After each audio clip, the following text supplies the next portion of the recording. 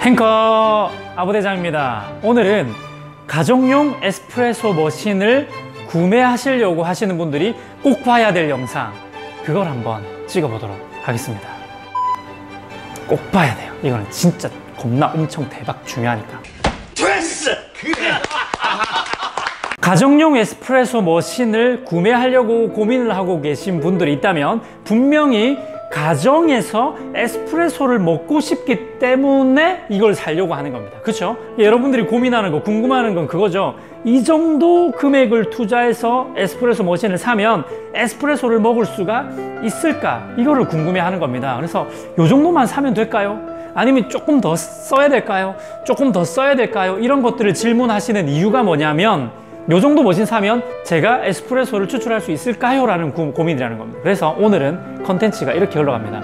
에스프레소가 만들어질 수 있는 원리에 대한 이야기를 할 겁니다.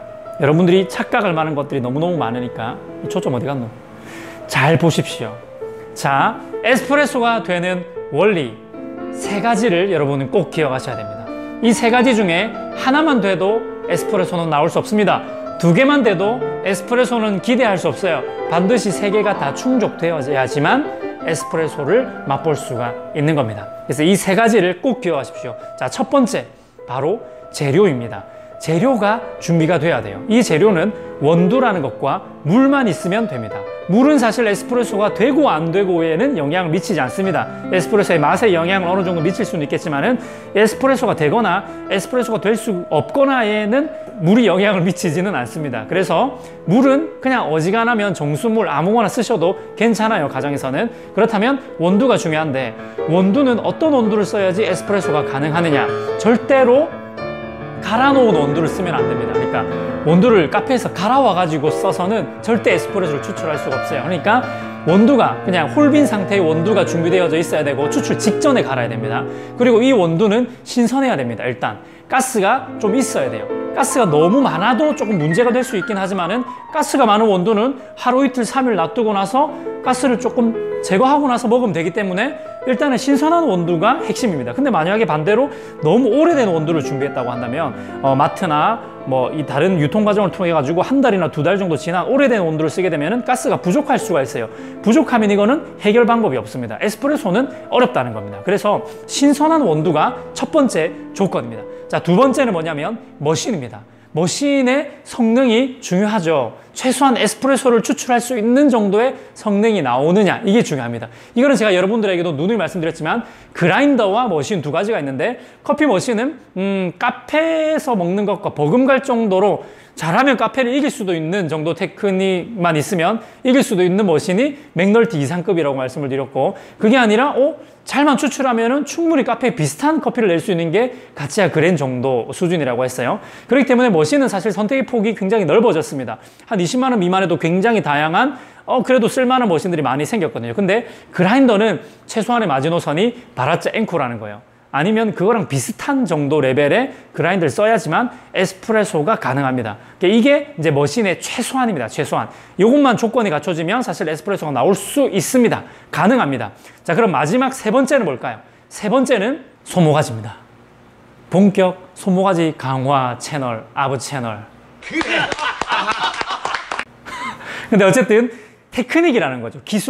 기술이 있어야지만 에스프레소가 나올 수가 있어요. 이거를 여러분들이 많이 간과하시는데요. 그래서 이제 머신만 어느 정도 투자를 하게 되면은 테크닉이 없어도 되는 줄로 생각하시는 분들이 많은데, 아무리 비싼 머신을 가지고 와도 내가 기술적인 부분이 부족하면 에스프레소는 나올 수가 없습니다. 그게 바로 반자동 머신의 특징이에요. 반자동 머신을 다룰 때에는 반드시 테크닉이 있어야 돼요. 기술이 어느 정도 받쳐줘야지만 반자동 머신으로는 에스프레소를 기대할 수가 있습니다. 전자동 머신은 그냥 나오는 대로 자판기처럼 나오는 거지만 반자동은 그렇게 쉽게 나오지 않아요. 테크닉이 없다면은 머신을 아무리 비싼 거를 써도 결국에는 에스프레소를 기대할 수가 없습니다. 물만 줄줄줄 새는 막 이상한 커피가 나오게 되는 거죠. 그래서 여러분들이 반드시 이거 세 가지를 꼭 기억하셔야 돼요. 신선한 원두와 그 다음에 최소한의 머신, 최소한의 그라인더, 그 다음 마지막은 테크닉이 받쳐줘야 한다. 이 세 가지가 반드시 다 공존을 할 때에만 에스프레소를 여러분들은 경험할 수가 있는 겁니다. 그래서 오늘의 결론은 뭐냐면, 가정에서 에스프레소 머신을 놓기 전에 얼마짜리를 써야 되냐 이걸 너무 고민하지 마세요. 왜냐하면 비싼 걸 쓰면 물론 좋아요. 너무 좋습니다. 온도의 안정성도 좋고 비싼 걸 쓰면 쓸수록 더 좋아지는 건 맞습니다. 편리해지고 편의성도 좋아지고 멋있어지고 홈카페가 더 멋들어지고 모든 면에 대해서 상당히 좋아요. 연속 추출을 해도 버텨주고 여러 가지 좋은 게 점점점 많아지지만 사실은 저렴한 걸 쓰더라도 에스프레소가 될 수 있는 그 최소한의 마지노선만 지켜준다면 저렴한 머신으로도 충분히 에스프레소는 가능하다는 거예요.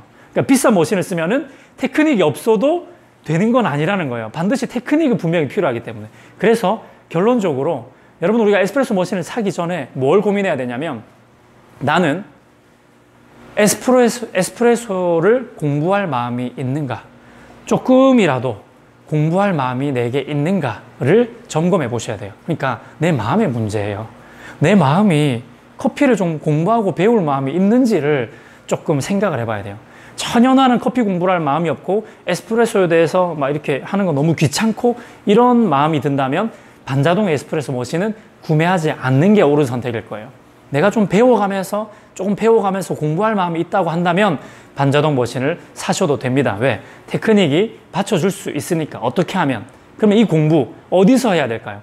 커피 공부 어디서 해야 되냐? 아브라함 커피 채널에서 공부를 하시면 됩니다. 잘 가르치니까 이쪽에 오셔서 커피를 공부하면서 에스프레소를 가정에서도 즐길 수 있기를 바랍니다. 오늘 이 영상은 꼭 보셔서 기억해 주시길 바라요. 공부하지 않고는 에스프레소는 기대하지 마십시오. 공부는 아브라함 커피에서. 다음에 또 만나요.